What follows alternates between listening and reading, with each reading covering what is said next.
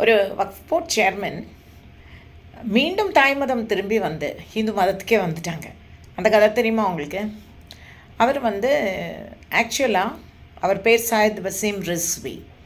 அவர் முன்னாள் மெம்பர் மட்டும் இல்லை, chairman of Shia central Waqf board உத்தரப்பிரதேஷில். அப்போது அவர் லக்னோ காஷ்மீரி மொஹல்லா வார்டில் அவங்க கார்ப்பரேட்டராக இருந்தாங்க.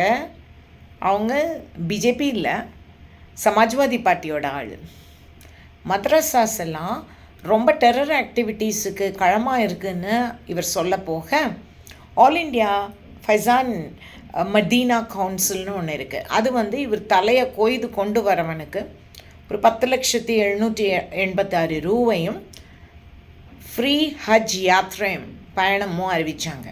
அதுக்கப்புறம் அயாள் மாறி என்னவா இருந்தாங்க, ஜிதேந்திர நாராயண் சிங் தியாகி ஆனாங்க.